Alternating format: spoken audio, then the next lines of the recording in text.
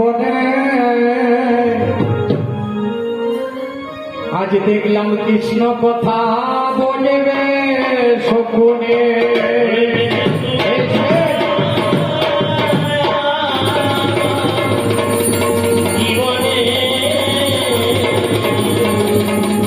আজ কৃষ্ণ কথা বলবে শকুনে।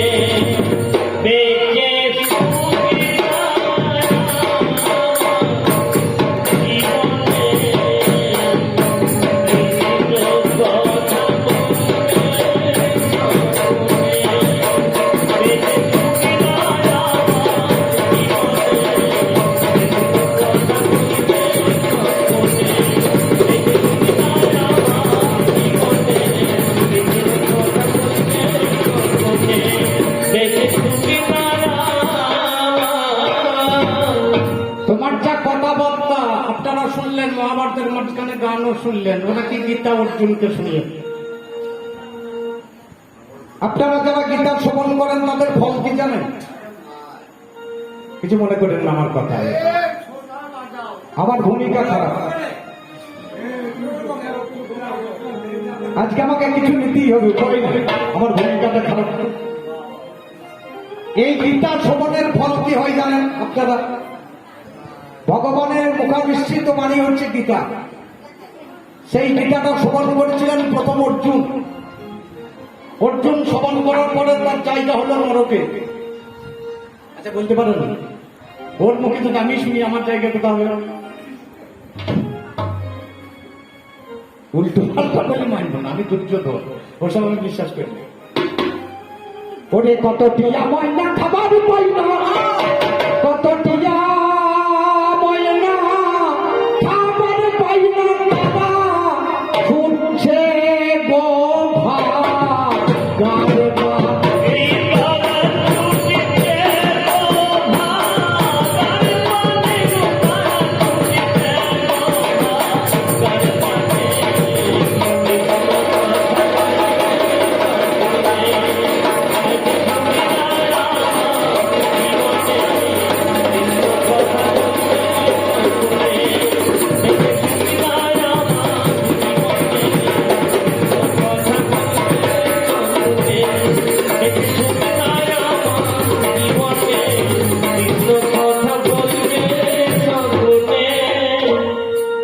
আশিস বাবু প্রথম পল্লায় এসে আমাকে বলছিলেন আমার নাকি বড় বড় গোপ আছে।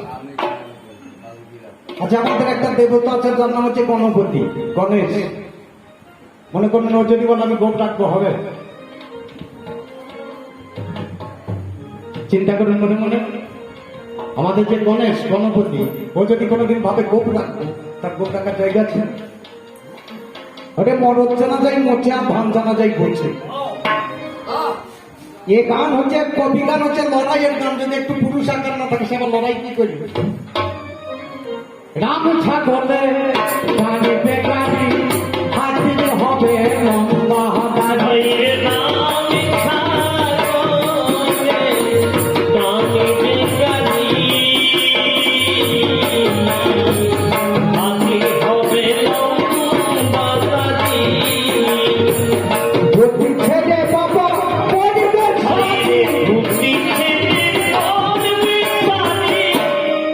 এই পুরুষের দল সব ধুতি ছেড়ে দেবে, এবার শাড়ি পরবে, ওটা কথা। তারপরে কি করবে? পরিশ্রম দেবে ছেলের বাবা,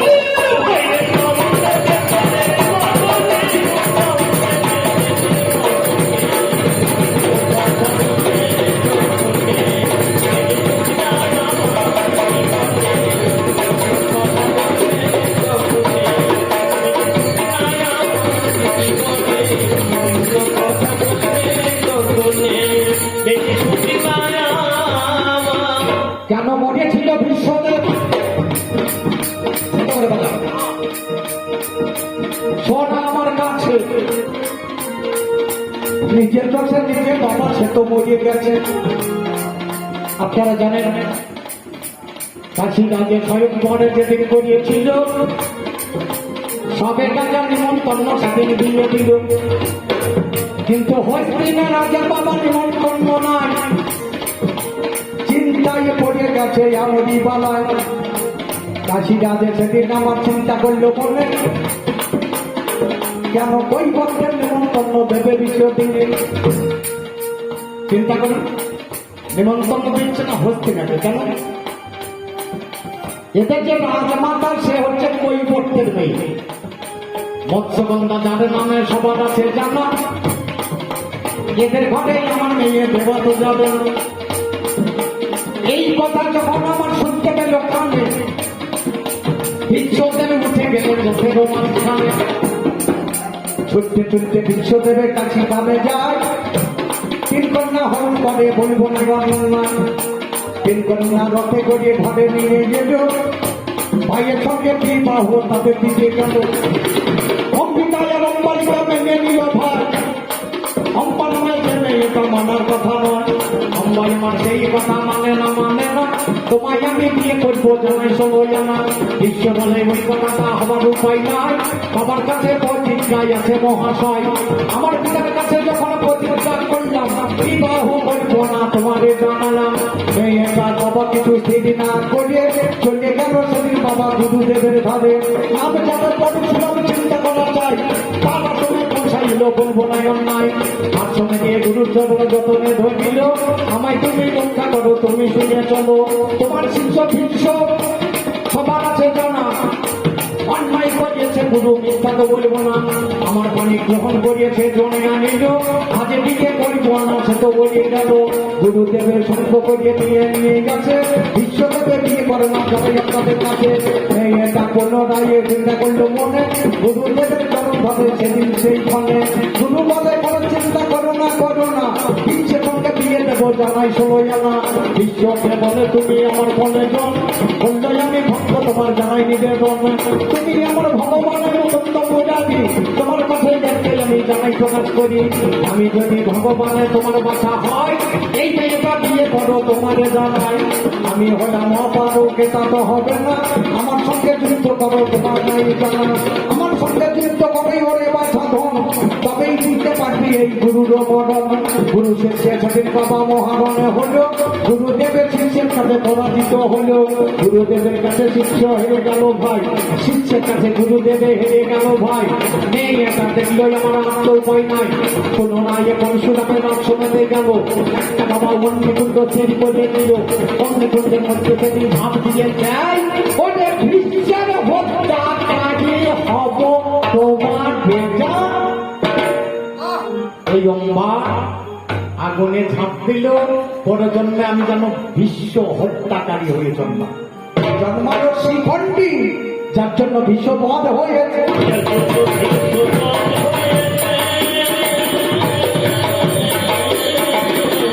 আদের কথা শুনলাম কানে, আজে কবি জানে।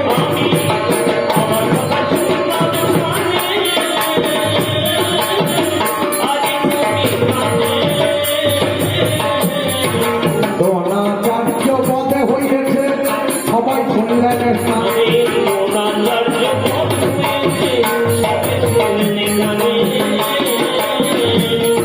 এই যে গুরুদেব দ্রোণাচার্য বধ হয়েছে, কে মেরেছে দ্রোণাচার্য?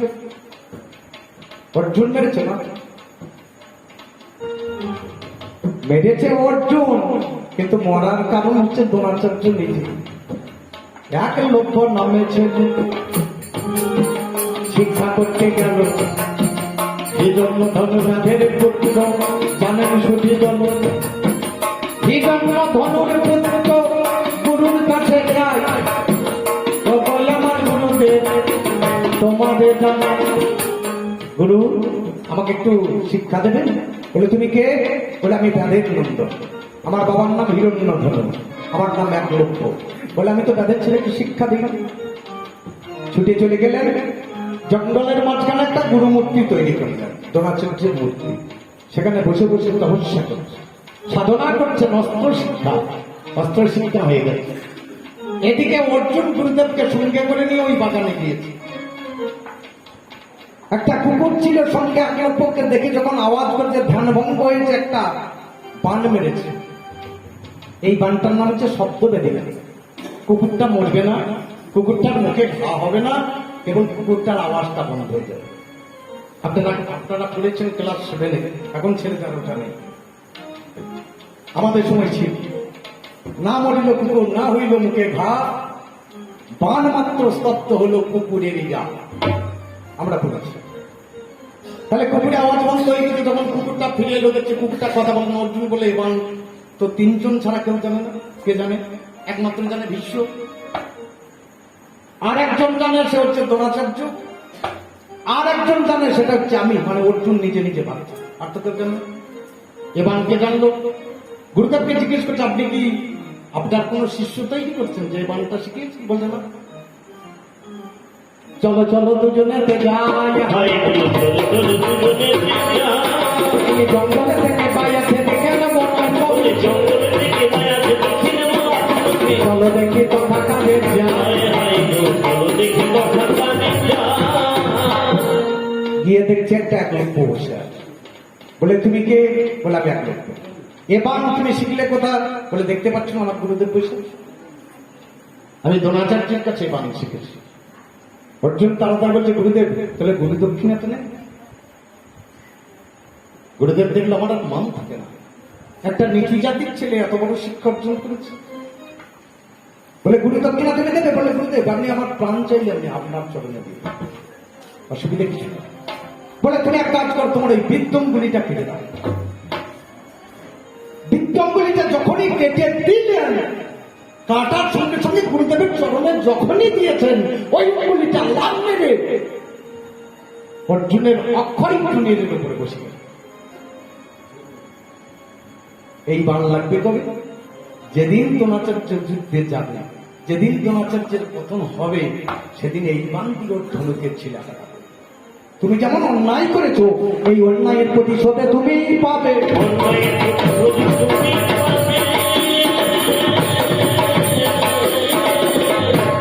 আমি কি বলেছিলাম? বিনা যুদ্ধে নাই দেব সুচক্রমে দিনী। বাবা যদি কেউ পড়াশোনায় ভুল করে তার খুব কষ্ট হবে। পড়াশোনা শিখতে হবে, পড়াশোনা ঠিকঠাক না শিখলে হবে। ট্রেনে যাচ্ছি, ট্রেনে যেতে যেতে দেখছি একটা ছেলেকে জিয়ার দিকে খুব মারছে। আরে মারছি কেন রে? বলে আমি মেয়েদের কামড়াতে বগিতে উঠেছিলাম, ওই জন্য মারছি। জিয়ারপি বলছে, না দাদা তার জন্য মারছি না, মেয়েদের বগিতে এমনিতে উঠেছে, পুরুষদের নিষেধ, তার উপর আবার 10-5টা মেয়েকে কান দিয়ে দিয়েছে। ছেলেটা বলছে আমার কোনো দোষ নেই কাকা। আমরা কেন রে? বলছে ওরাই তো লিখে রাখছে মেয়েদের কামড়া, লেখাটা করিস মেয়েদের কামড়া, ও মেয়েদের ধরি কামড়া। এই পড়াশোনা করলে এই মহাভারত হতে যাবে। বিনা যুদ্ধ নেই দেবো সুচক্রমে দিনী। আরে যুদ্ধ ছাড়া সব দিয়ে দেবো, সূর্যের তলায় যে মাটিটা বইতে দেবো। কেন দেবো না? সব ছেড়ে দিলে তো আমি বৈষ্ণব ধর্ম নেব। বৈষ্ণব ধর্ম নিলে তিলক কাটা যাবে শ্যামকুণ্ডের মাটি রাধাকুণ্ডের জল দিয়ে, রাধাকুণ্ডের মাটি শ্যামকুণ্ডের জল দিয়ে গুলিয়ে তিলক রচনা করে যাবে, কিন্তু একটা উদ্ধপুণ্ড রচনা হবে না। তিলকের ফাঁকে একটা বিন্দু দিত, এর নাম হচ্ছে উদ্ধপুণ্ড। এটা রচনা করতে গেলে মৃত্তিকা চাই। ওই সূর্যের তলায় যে মাটিটা, ওই মাটিটা যুদ্ধ ছাড়া দিতে পারি না। আমি যুদ্ধ ছাড়া দিতে পারি না।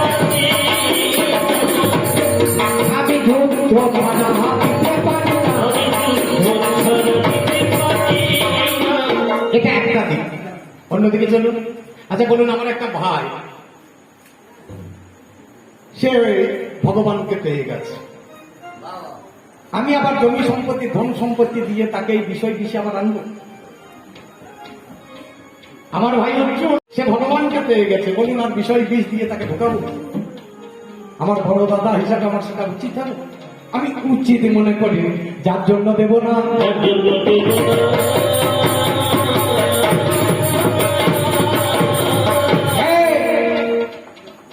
আরো দিনই তার কারণ আছে কৃষ্ণ।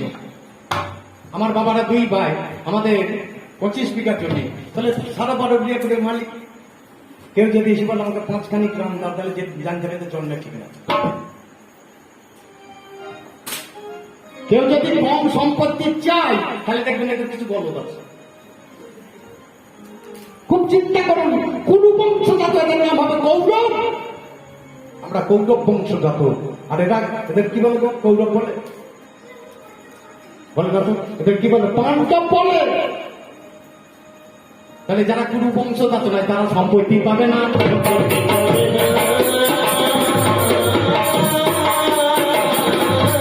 খুব চিন্তা করেন মনে মনে, দুটি মাতাল প্রচুর মদ খেয়েছে, মা টাকা দিয়েছে দুটি পাবনা কিনে নিয়ে চলে গেলেন পাবনা কিনতে। কুমোর সালে কুমোরদের বাড়িতে গিয়েছে, দুটি পাবনা কিনেছে।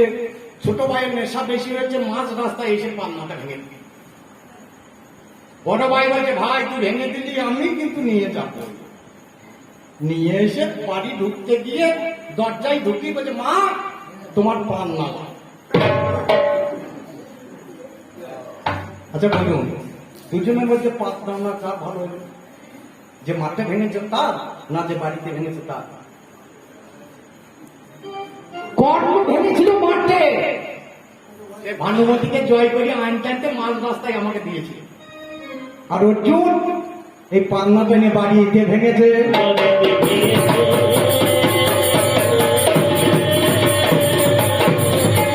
কি জানাবো আমি তোকে?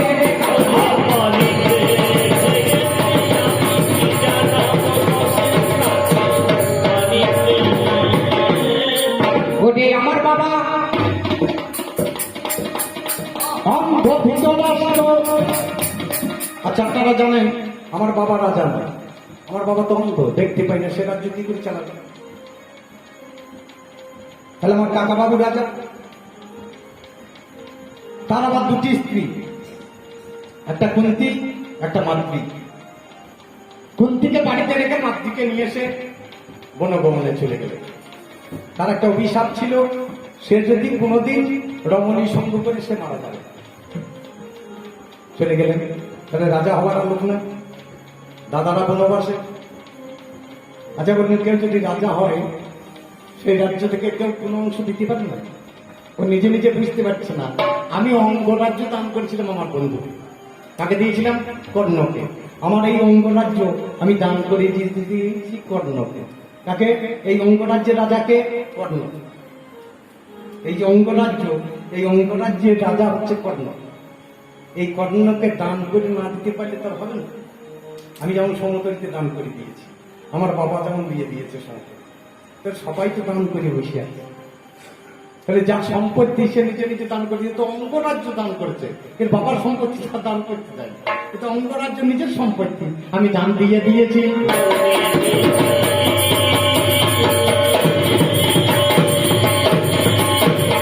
এই সাড়ে 3 হাতে হলো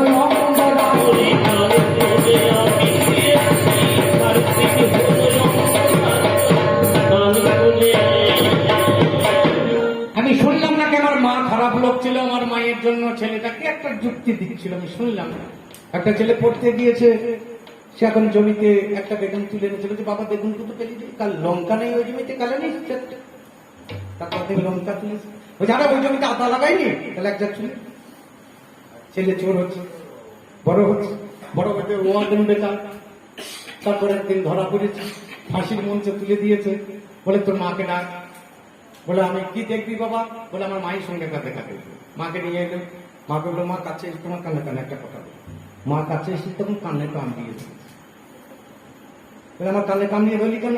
বলে প্রথম দিনে যখন বেগুন এনেছিলাম 1 চপ যদি দিতে পেলে যে ফাঁসির মঞ্চে উঠতে পারে।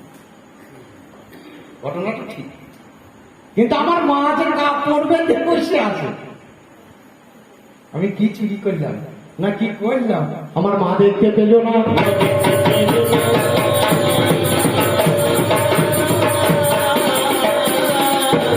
আমার নাম কি গো? দুর্যোধন। দৈপায়ন মহাকাল হাজার ছোট করে দৈপায়ন মহাকাল ক্ষণে তাটকে ব্রহ্ম বিদ্যায় আকাশ পূরণে সবাদি সপ্তম ক্ষেত্র বেলায় অবসান এর পর্যন্ত পদে রহরে ধীমান বিপদ জলের গতি বুঝিয়া সময় চিত্ত অন্ধকারে শক্তি জানায় জলের বুদবুদি ওঠে যখন ওঠে ধ্বনি সেই সময়ে চোখে চাপি করিয়া মেলানি যখন জলের মধ্যে বুদবুদি উঠেছিল ভাই জলের তলে ধানে চোখে বসেছিল ভাই ওরে আমার পাল্লাদারে ভেবে দেখো মনে আমি অন্য চাইলি আছি এই বই পায়ের ওই দুই পায়ের মধ্যস্থ, এর নাম হচ্ছে দই পাই। এই দই পাইনের মাঝখানে আমি বসে আছি। আমি নাচাতেও পারি, আমি গাঁদাতেও পারি। এই, কৃষ্ণ, আমি যদি না থাকি তাহলে জগৎখানা চলবে না। তুমি না থাকলে জগৎ চলবে, আমি না থাকলে চলবে। আচ্ছা বলুন, আমাকে বারবার বলছে তুমি অধর্ম করেছো, তুমি অধর্ম করেছো, এই কথাটা ওর ভুল কথা নয়? ও কথাটা একটু ভুল। আমাকে জেলখানা থেকে পাঠিয়েছেন উনি, আমাকে তো অধর্ম করার জন্যই পাঠিয়েছেন। আচ্ছা বলুন, আমি যদি ধর্ম করি তাহলে তার ঠিক থাকবে? তুমি যার জন্য জগতের মাঝখানে এই কুরুক্ষেত্রের মাঠে এলে আমি যদি তোমার দিকে নাম লাগাই তাহলে তো তুমি আর ঠিক থাকবে না। বিচার করতে হবে, করি কেন? অত সস্তা কেন? আমি জিজ্ঞাসা করলাম, এত লোক থাকছে তুমি অর্জুনের হতে শান্ত হইলে কেন? বলছে আমার বন্ধু। তাহলে বন্ধু বলি তার টাকা দেবে, একটা কারণ আছে, এর একটা প্রমাণ আছে কি জন্য অর্জুনের রথের শরৎ। কিন্তু আমি বলে দেব না।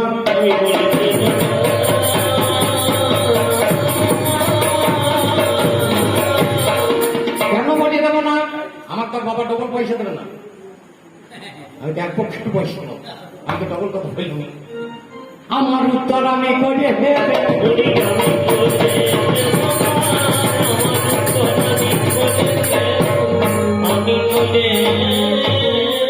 ঘটনা যেদিন বধ হয়ে গেল, আমি কৃষ্ণের কাছে গিয়েছিলাম কৈফিয়ত চাইতে। বলতে পারো কৃষ্ণ, তুমি জন্মেছ যদুবংশে, তুমি জন্ম নিয়েছ কংসের কারাগারে, তুমি জন্ম নিয়েছ দৈবকীর উদরে, তুমি রাজা হতে পারো। আর কর্ণ জন্মেছিল কুন্তির গর্ভে, সে পালিত হয়েছে একটা সূত্রধরের ঘরে, সে কেন রাজা হবে না? তুমি তো ঘোষের বাড়িতে ছিলে, তুমি জন্ম নিয়েছিলে রাজার ঘরে, আর তুমি পালিত হলে ঘোষের ঘরে, তাহলে তোমার গাইদনই ভালো ছিল। বিচার অন্যদের, যেখানে বিচার হবে সমস্ত একই রকম বিচার হবে। তাহলে তুমি যদি গোয়ালের ঘর থেকে এসে রাজা হতে পারো, এই কর্ণ সেও তো রাজার ছেলে, সে রাজা কেন হবে না?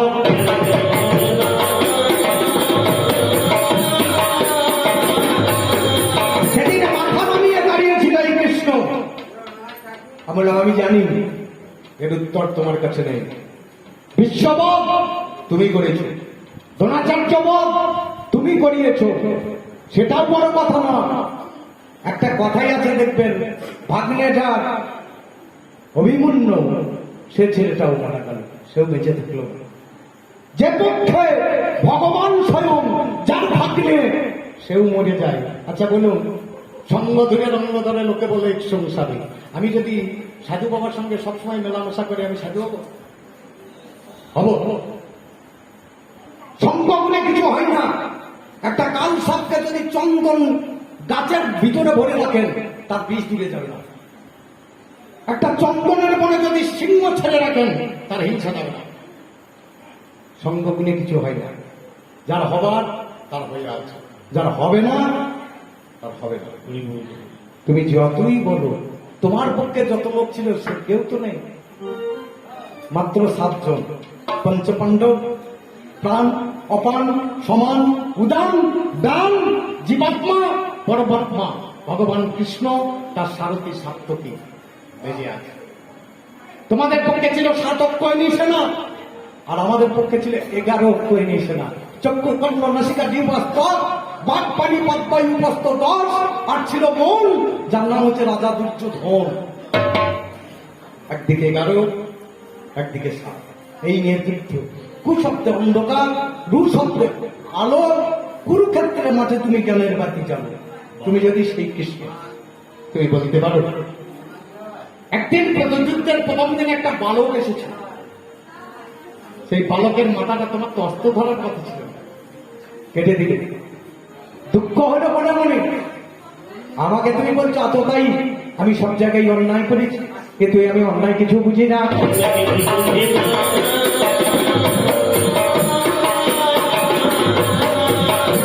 আমার লক্ষ্য অন্য জায়গায়, আমার ছেলেরা ভালো থাকবে।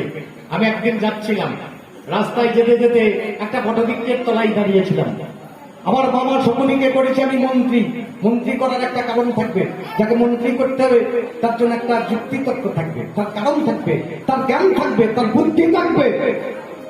আমি একদিন বটবৃক্ষের তলায় দাঁড়িয়ে আছি, আমার সঙ্গে 5 জন। আমি দাঁড়িয়ে দাঁড়িয়ে ভাবছি, হঠাৎ একটা বটের বীজ এসে আমার পায়ের তলে পড়েছে। আমি পা দিয়ে টিপে দিয়ে হা হা করে হাসতে লেগেছি। আমার 5 জন এরাও হাসতে লেগেছে। বললাম, তোমরা হাসলে কেন? বলে, আপনি হাসলেন। হ্যাঁ, কি জন্য আমি হাসলাম যদি বলতে না পারো, 18 দিনের মধ্যে তোমাদের শুলে চাপতে হবে। এরা চিন্তাই করে গেছে, 17 দিন কেটে গেছে, 18 দিনে দিনে চলে আসছে, আর একটা ঘরে বাঁধা আছে 17। বলে, তোরা কাঁদছিস কেন? বলছে, রাজা দুর্যোধন এই কথা বলেছে। বলে, আর জানতে হবে না, তোরা একটু জলপান কর, আমি উত্তরটা করে দেবো। বলে, করে দেবেন? হ্যাঁ, করে দেবেন। জোড়া পেয়ে দেবেন। কেউ জোরে খেপায় পাগলের কথা শোনে, আবার কেউ কেউ চিন্তা করছে না, এই কথা না শুনলে হবে না, মরিয়ে তো যাবোই, শেষ কথাটা শুনিনি। বলে, গিয়ে বলবি দুর্যোধন, বীজটাকে যখন দেখে দিল, দেখলো অসংখ্য বীজ ওর মধ্যে বর্তমান। এগুলো থেকে যদি একটা করে বৃক্ষ হয়, একদিন গোটা বিশ্বটা বট গাছে ঢেকে যাবে। আমরা 100 ভাই, আমাদের যদি 100 করে হয়, তাদের ছেলেরা যদি 100 করে হয়, গোটা দেশটা একদিন আমাদের হয়ে যাবে। এই জন্য বল গাজা। এরা চলে গিয়ে বলছে, শুলে বসো। বলছে, বসবো পরে, আগে উত্তরটা দিই। বলে, উত্তর বলতে পারবে? হ্যাঁ, তা পারবো। যখনই বলে দিয়েছে, বলছে, খবর কে দিল? আমার মনের কথা কে বললো? বলে, ওই ঘরে একটা খেপা বাঁধা আছে। তাড়াতাড়ি গিয়ে বের করে এনে তাকে মন্ত্রিত্ব পদ দেওয়া হলো, যার নাম হচ্ছে সত্যি। আমার মন্ত্রদাতা, আমার মন্ত্রণা দাতা, এই যে সকলই মামাই আমার। হরে কৃষ্ণ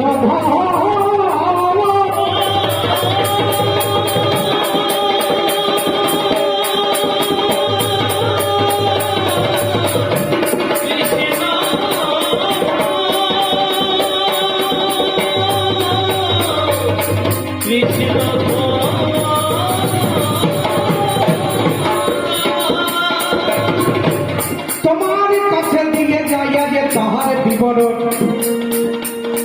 আমি প্রতিদিনে সিংহাসনে বসে থাকি ভাই। বিভীষণে আছে কাছে বলবো না, নয়। আমি প্রতিদিন বলি, এসো পবন পুত্র, এসো।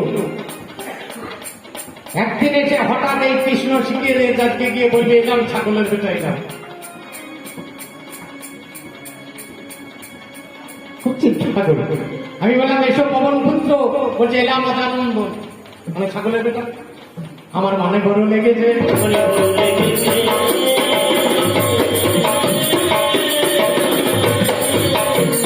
মাকে গিয়ে প্রণাম করলো। মা, আমাকে অজানন্দন বললে কেন?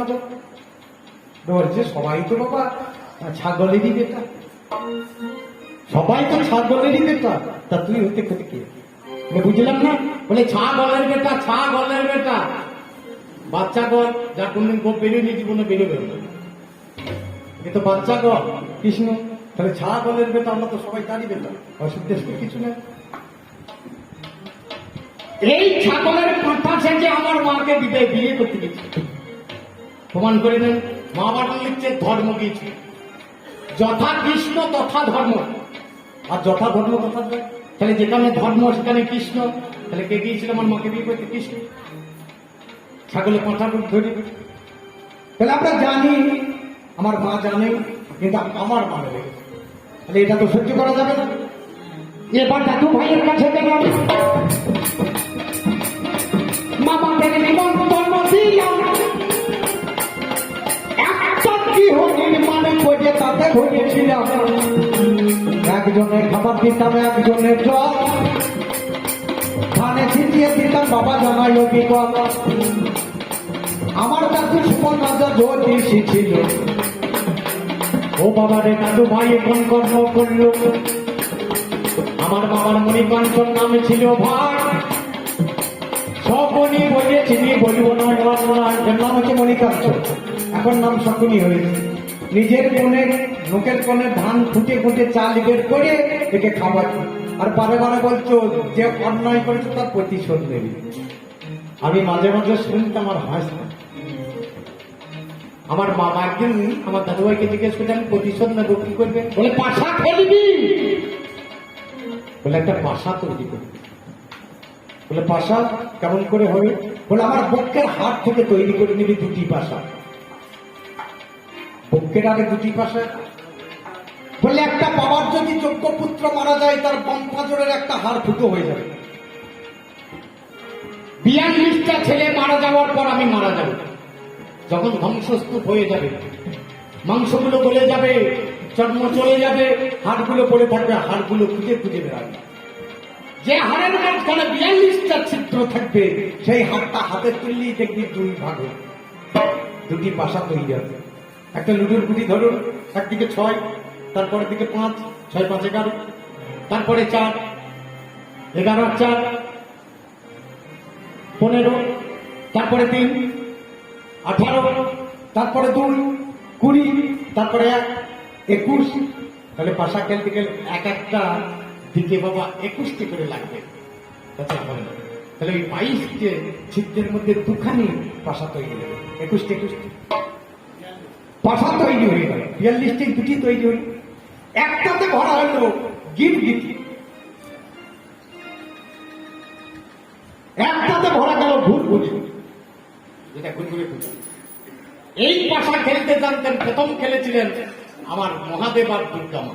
আর কেউ পাশা খেলতে জানতেন না।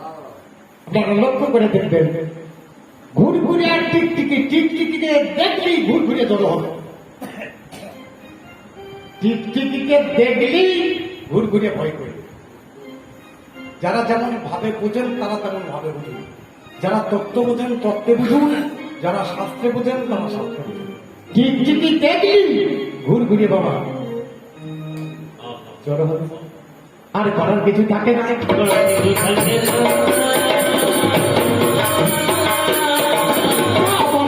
বাবা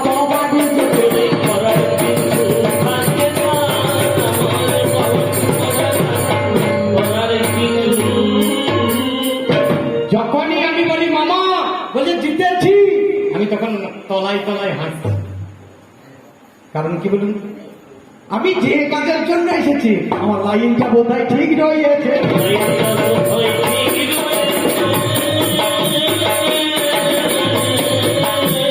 আমার আশা অধর্ম বিনাশ করে ধর্মরাজ্য স্থাপন করা। তাহলে আমার জায়গাটা ঠিক আছে, আমি ঠিক রাস্তায় চলছি, কথা তো যুদ্ধ লাগবে না। আমার মামাদের 99 ভাই আর দাদুকে যখন মেরে দিয়ে দিতাম ঝামেলা আর নয়। আমি মনে মনে হাসি, মামা বলি ঠিক, মামা যা বলে আমি তাই করি। কারণ কি, এই কাজটা করতে উপায় নাই আমার। মনে মনে অনুশোচনা করি, কিন্তু আবার যখন রাত্রিবেলায় বিছানাতে যায়, আমি বিছানায় শুয়ে শুয়ে একটু আনন্দ করে হাসি। সকালবেলায় যখন উঠি তখন বলি জনর্মং ধর্মং নচনে প্রবৃত্তি, জনর্মং ধর্মং নচনে নিবৃত্তি, দয়া ঋষিকেশ হৃদি স্থিতন যথা নিযুক্ত হস্তি তথা কর্ম। হে ভগবান, আমি ধর্ম জানি, সেই কথা আমি চলব না। আমি অধর্ম জানি, সেটাকে ছেড়ে থাকতে পারি না। হে ভগবান, তুমি যা করাও আমি তাই করি, আমার কোনো দোষ নেই। তার দুর্যোধনের বাণী মহাভারতে পরিষ্কার করিয়ে লেখা রয়েছে।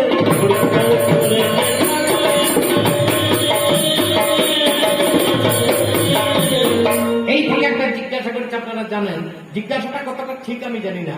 ওদের 100 ভাইয়ের মধ্যে একটা ভাই আমাদের পক্ষে ছিল। সে ভাইটা কিন্তু 100 ভাইয়ের মধ্যে নয়, ভাই ভাই। ওর বাবার আলাদা একটা বিয়ে করা বলছিল, সৎ ভাই। ওই 100 ভাইকে দুঃশাসন প্রতিজ্ঞা করেছিল, এই গদার আঘাতে 100 ভাইকে মারবে। তাহলে আমার পক্ষে যদি থাকতো তাহলে সে ছেলেটা মরত না। তাহলে ভুল প্রশ্ন করে বাবা আসল উত্তর পাওয়া যাবে না। আমার কাছে তুমি মনে মনে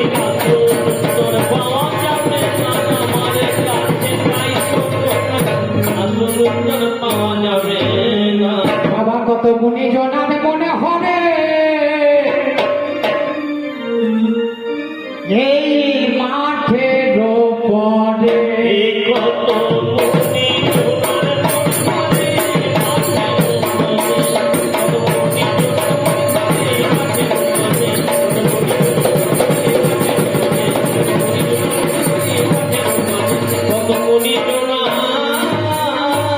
এই কুরুক্ষেত্রের মাঠে প্রবেশ করতে গিয়ে আমি যখন যুদ্ধে গিয়েছিলাম দেখছি প্রথম দুয়ারে হেরিয়া রমণী এক পদে দাঁড়িয়ে সরপুঞ্জ পত্তিনী কমল কামিনী গতন্ত্র বদনী দেখলে নয়নখানি জুড়ানো না যায়।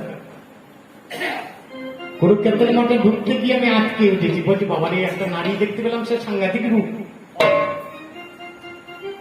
প্রথম দুয়ারে হেরিয়া রমণী এক পদে দাঁড়িয়ে সরভুজ পত্তিনী কমল কামিনী গতন্ত্র বদনী দেখলে নয়নখানি জুড়ানো না যায়। দ্বিতীয় পা দেব, দ্বিতীয় পায়ে ফিরিবার বেলায় অত্যাশ্চর্য কাণ্ড দেখিবারে পাই, রুদ্রাক্ষ গলায় কৃষ্ণ মন্ত্র গায়, কৃষ্ণ কৃষ্ণ বলে এক ব্যক্তি কাণ্ডে গোড়ায়। একটা লোক দেখতে পেলাম, তার গলায় রুদ্রাক্ষের মালা, সে কৃষ্ণ কৃষ্ণ বলে কেঁদে বেড়াচ্ছে। কিছুটা গেলাম, দেখলাম একটা বৃক্ষ, অসার বৃক্ষ, তাতে ধরেছে দুটি ফল, সেই ফলের ভেতর ঢুকে আছে মায়া নদীর জল। সংসারী জীবের মুখে টপ টপ করে ঝড়ে সর্বদায়। এই মাঠে যারা যুদ্ধ করতে গিয়েছে বাবা, তারাই বাবা জেনেছে।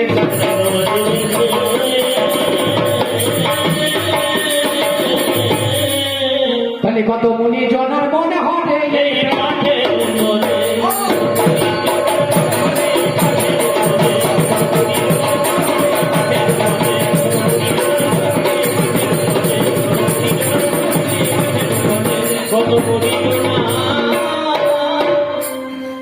কুরুক্ষেত্র মাঠের পরে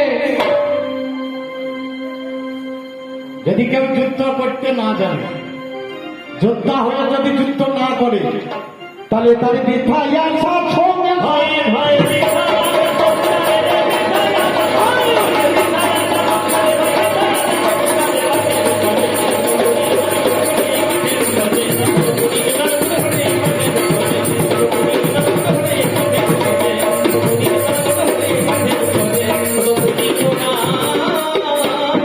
এই কুরুক্ষেত্র মাঠটা নির্মাণ হয়েছে, দুই পাশে দুটি নদী, একটা সরস্বতী একটা কুসমতি, মাঝখানে যে জায়গাটা পড়ে আছে নাম হচ্ছে কুরুক্ষেত্র। এই কুরুক্ষেত্র মাঠের প্রথম নাম ছিল সামন্ত পঞ্চক। এই কুরুক্ষেত্র মাঠে সূর্যকন্যা তপতি তপস্যা করে ভগবানকে পেয়েছিলেন, তারপরে এই জায়গার নাম হয় তাপত্য ভূমি। তারপরে ব্রহ্মা এসে এখানে তপস্যা করেছিলেন, তারপরে এই জায়গার নাম হয় ব্রহ্মার উত্তর বেদী। তারপরে এসেছেন কুরুরা জায়গায় তপস্যা করতে, এই জায়গার নাম হচ্ছে কুরুক্ষেত্র। এই জায়গার নাম কুরুক্ষেত্র না? তাহলে নদীর ধারে ধারে যদি দেখা যায় কি থাকে গো? এই যে নদী কেশিয়া পাশে এলো গেছে রতন, মাঝে কুপ্ত বৃন্দাবন, এইখানে থাকে আমার মদন মোহন।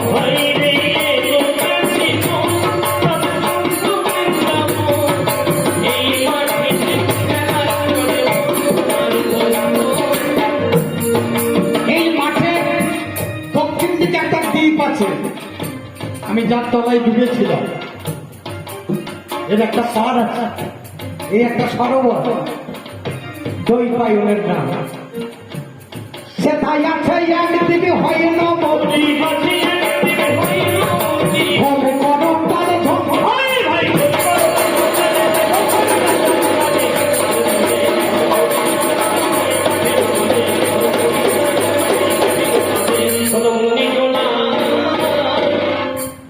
বাবা, তো গেলেই হবে না, যুদ্ধক্ষেত্রে ঢুকতে গেলেই তার না যুদ্ধ দেখতে হবে।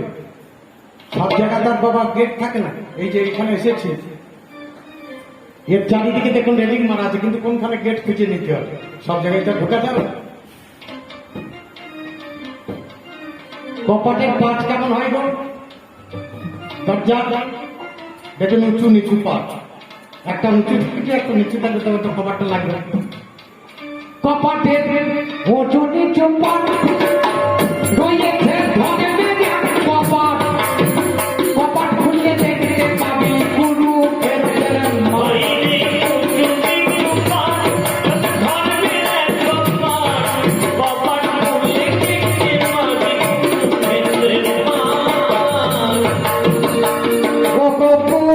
জাহাজে দেখি হয়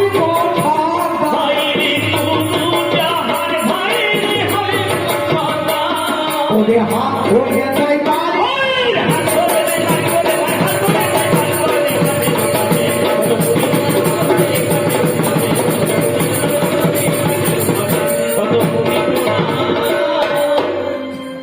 খুব চিন্তা করে দেখুন আমার দলে যেসব লোকগুলো ছিল ও বলছে তোর দলের লোক আমার দলে আমি তা বললাম না।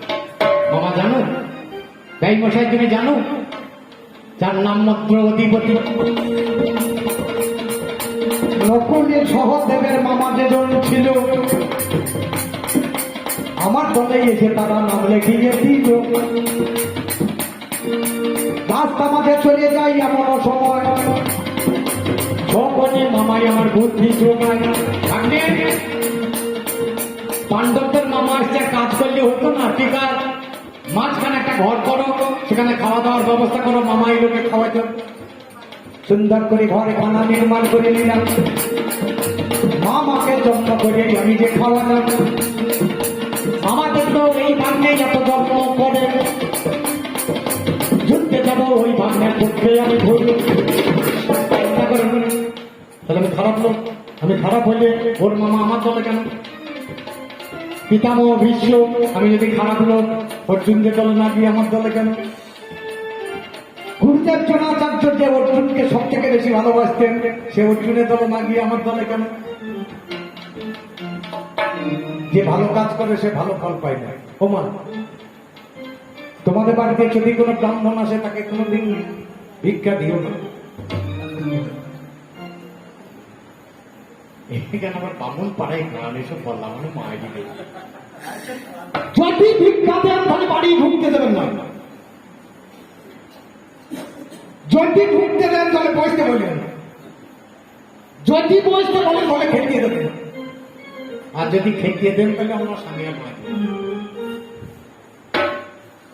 পরিষ্কার পরিচ্ছন্নতা যদি বলেন তাই হয় তাই হয় যেমন কর্ণ রাজা দিয়েছিল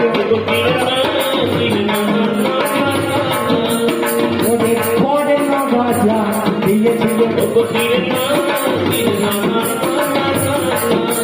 দিল ভোজ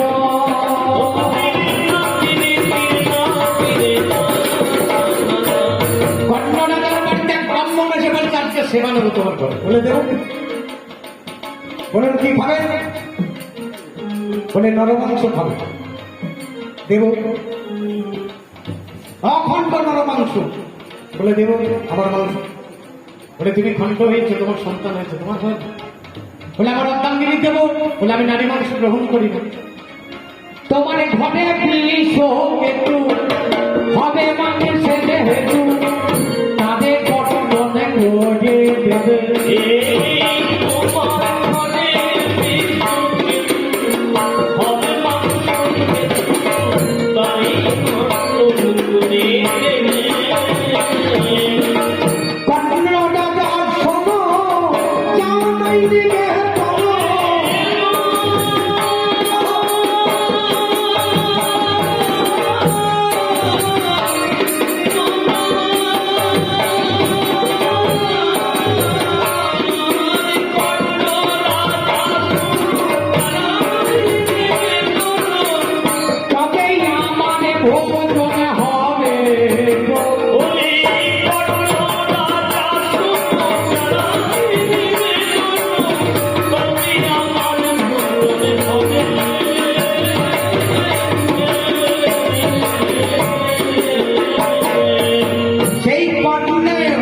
নিজের ছেলেকে কর্তন করে ভগবানের সেবা অর্পণ করি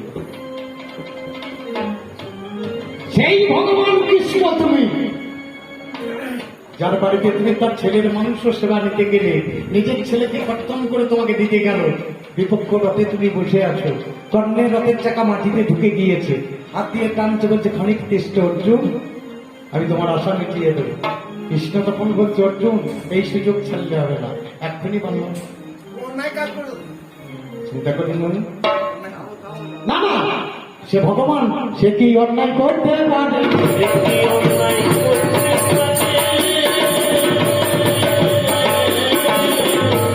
একে একে সবচেয়ে আর কেউ তো নয় মনে মনে ভাবি আমার সব হয়ে যায়, আমি মাত্র বাকি আছি জানাই নিবেদন, আমার কেমন করে মুক্তি হবে রে এখন। আমি জলের তলায় ডুবেছিলাম, হঠাৎ কৃষ্ণ ধনে এলো, ঠিক থেকে ইঙ্গিত করে জলেতে দেখালো, জলখানায় গান্ধাখানা ঢুকে গেল ভাই, জলের মধ্যে পানি মানে আমরি বাগান। আমি ভেসে ঢুকেছিলাম সেদিন, চিন্তা করুন মনে, উপরেতে উঠে গেলাম করিয়া যতনে, এসে দেখলাম কৃষ্ণ ধনের রথের উপর আছে, মনে মনে প্রণাম জানাই আমি তাহার কাছে। এই তো আমি চেয়েছিলাম তোমার কাছে গান, আমি তোমায় দেখতে দেখতে মরবো, বলবো না বন্দনার। দিনের সঙ্গে সেদিন আমার কথা যুক্ত হলো, দুইজনে কথা যুক্ত জানে শুধু যত, কিন্তু ভেবে ছেড়ে আমার কাছে পারে না আমার কথা রাখার জন্য, জানো কি জানো না, কৃষ্ণ ধন ভালো শোনা দাঁড়িয়েছিল ভাই, আমার অনুখানা দেখাই দিল, বলবো না অন্যায়। অনুখানা দেখার জন্য ভীমসেন দেখছিল, পাতাখানা নিয়ে আমায় উড়ুই বাজায়। কথা ছিল বীরের কর্তৃত্বের নিচে কোনো আঘাত করা যাবে না। যদি তাই হয়, তুমি ধর্মের দেশের লোক, তুমি ধর্ম করেছো আর আমার নিচে বাড়ি মারছ। তোমার যদি ধর্ম হয়ে থাকে, বাবা কথাই আছে জানেন, একটা মন্ত্রী যখন চুরি করে তখন সেটা কেলেঙ্কারি হয়, কিন্তু একটা গরিব মানুষ চুরি করলে তখন সে চোর হয়। বিহারের লালু প্রসাদ যাদব যখন গরুর খোঁজ চুরি করলো তখন বললে পশু কেলেঙ্কারি করেছি, কিন্তু আমার মতো লোক চুরি করলে বলবে রসরাজ চুরি করেছি। এটা একটা বড় মাপের মানুষ যখন চুরি করে তখন কেলেঙ্কারি, কৃষ্ণ যখন অন্যায় করে তখন সেটা অন্যায় হয়, কেলেঙ্কারি হয়, আর আমরা অন্যায় করলে সেটা অন্যায়। ও কথা দিয়েছে নিচে মারা যাবে না, আমার কটিতটের নিচে উরুস্থানটা বাড়িয়ে হয়ে গেছিল, নিজে দেখিয়েছে অন্যায় হয় না। চিন্তা করুন মনে,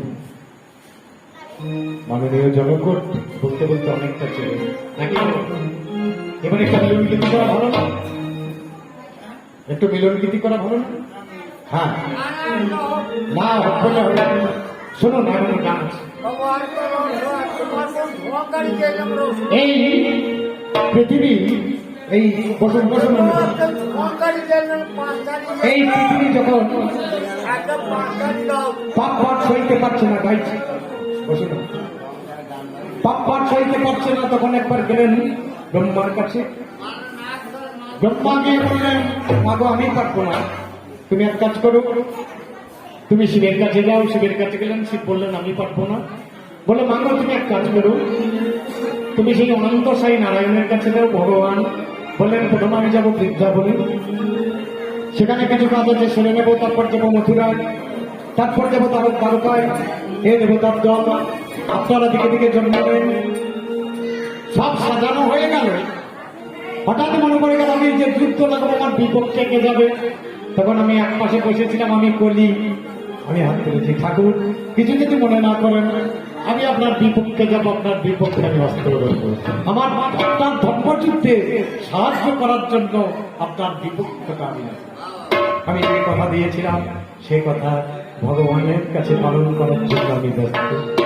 ভগবানের শ্রীচরণ করতে আমার জীবনখানা উৎসর্গ করে দিয়ে কবি গানের জঙ্গলিকে টেনে দিয়ে এবারে লাগবো বলে